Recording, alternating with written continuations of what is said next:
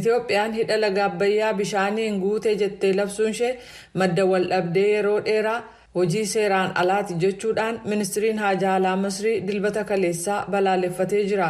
Tarkaanfiin gam tokkoon Itoophiyaan fudhatte kun Misrii fi Sudaan waliin marii taasifamu ulfaataa kan gochuuf jiru ta'uu ibsee jira.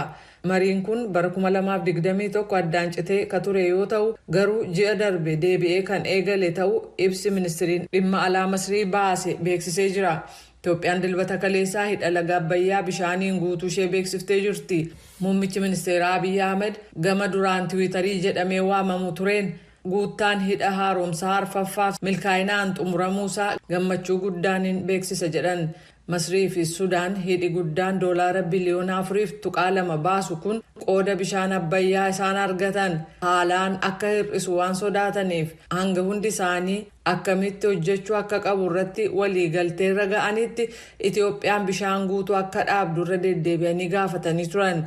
Yeroo ammaa kana raafama waraanaa biyya keessaatiin liqinfamtee kan jirtu Sudaan waggoota dhiyoo as ejjennaan ishee jijjiiramaa jira. Hiriira nagaa magaalaa Maqalee keessatti kamisa darbee qaammee 2 bara 2015 geggeeffamee turetti fufee hidhamanii kanneen turan hoogganoonni paartii arfan hiikamanii jiru. Hiriirri sun humnootii nageenyaan addaan kan faca'e yoo ta'u hoogganoonni paartiif namoonni kanneen hiriira kana irratti hirmaatan reebamuuf hidhamuu isaanii gabaafamee ture. Hoogganoota paartii hidhaman keessaa dura taa'aan paartii Aranaa ka ta'an obbo Amdoom Gabrasillaasee sababaa hiriira kanaan namoonni 150 ol hidhamanii akka turan ibsan.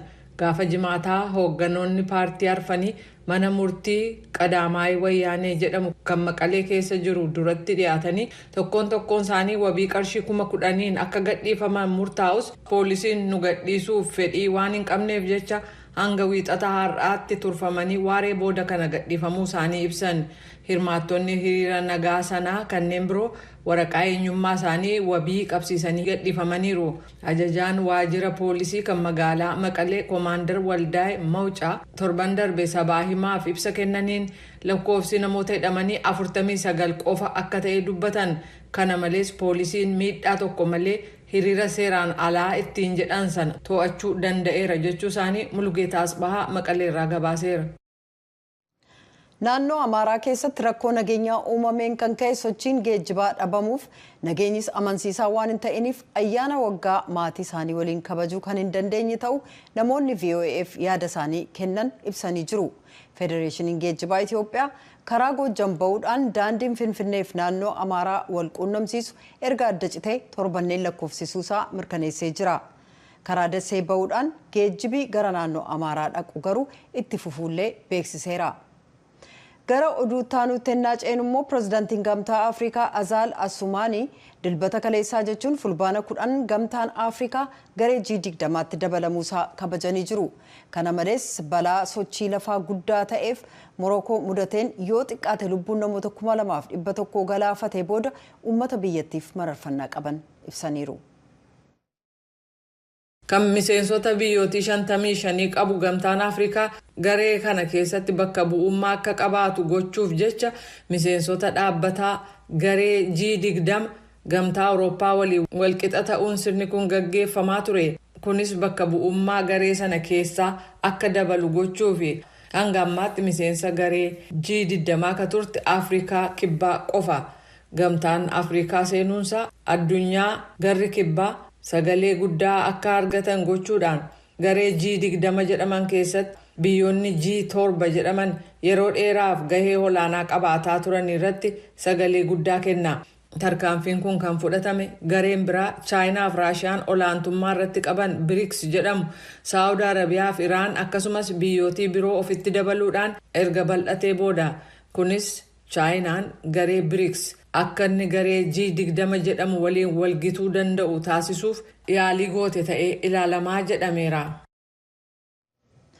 Morookoo keessatti balaa sochii lafaa cimaa mudateen lakkoofsi namoota du'anii yoo xiqqaate gara 2,497tti ol guddachaa waan jiruuf baraarsitoonni biyyattii wixata har'aas kanneen lubbuun hafan barbaadaa jiru. Mootummaan Morookoo akka jedhetti gareewwan baraarsaaf barbaachaa kan Biriteen, Speen, Qatar, Yuunaayitid Arab Emirates irraa dhufan gandoota gaarreen Atlaas keessa jiran keessatti tuullaa caccabaa jiru qotuuf tattaaffii taasifamaa jirutti dabalamaniiru. Balaa sochii lafaa humna Richter Scale 6.8 qabu kun jimaata halkan kan mudate yoo ta'u namoota du'aniin alatti yoo xiqqaate 2476 madaa'anii jiru. Qorannaan jiyooloojii kan Yuunaayitid Isteets akka jedhetti wiirtuun sochii lafaa kan Maraakech kibba lixaarraa kiiloomeetira 72 fagaatee argama. Tokkummaan mootummoota akka tilmaametti namoonni 300,000 balaa kanaan kan miidhaman yoo ta'u sochiin lafaa kun jaarraa tokko keessatti humna guddaa Morookoo mudatedha jedheera. Tarkaanfiin baraarsaa suuta gaggeeffamaa kan jiru yoo ta'u lammiiwwan Morookoo tokko mootummaan hojjetoonni baraarsaa dabalataan gara biyyattii seenanii akka gargaaran hin eeyyamne jechuudhaan marsariitii hawaasaa irratti komataa jiru. Pireezidaantii Yuunaayitid Isteets Joo Baayiden dilbata kaleessaa ibsa gaazexeessotaaf kennaniin bulchiinsi isaanii gargaarsa barbaachisu kamiyyuu Morookoof kennuudhaaf qophii ta'uu ibsaniiru. Namoonni balaa kanaa mana ofii dhabanii alatti hafan hanga dilbata kaleessaatti guyyoota walittaanan 3f ala bulaa jiru. Mootiin Morookoo Mohaammed Ja'affaan guutuu biyyattii keessatti alaabaan gadi bu'ee akka fannifamu dilbata kaleessaa irraa eegalee immoo guyyoota 3f yeroo gaddaa ka guutuu biyyaa akka ta'u ajajaniiru. Pireezidaantiin Ameerikaa Joo Baayiden dilbata kaleessaa daawwannaa Veetnaam keessatti gaggeessan irratti dhimmoota jijjiirama qilleensaaf hanqina nyaataa irratti mari'achaa yeroo turanitti biyyoonni garee G7 fi G20 jedhaman guutuu ardii Afrikaa keessatti daandii baaburaa ijaaruu akka danda'an eeranii jiru. Yeroo ammaa kana ardii Afrikaa karaa yookaan daandileen akkasumas baaburaan qaxxaamuruun akka hin jirre kunis biyyoonni Afrikaa keessa jiran qabeenya kan akka nyaataa salphaatti akka waliin qoonne taasisaa jedhaniiru. Ardii bal'aa Afrikaa sana keessatti biyya nyaata yookaan qabeenya garmalee qabdu tokko jirti haa jennu akkamitti bakka inni itti ergamuu qabu dhaqqabsiisti jechuudhaan ibsa Hanoi keessatti kennaniin Pireezidaant Baayiden dubbatan. Balaa dhala namaa mudataa jiru tokkichi kan waraana nikuleeraa caalaa sodaachisaa ta'e waggoota 20 yookaan 10 dhufan keessatti ho'i qilleensa addunyaa digirii 1.5 ol ta'uusaa qofaa jedhan rakkoo dhugaa ta'e keessa jirra. Kanarraa karaan itti deebinu hin jiru jechuudhaan Baayiden ibsanii jiru.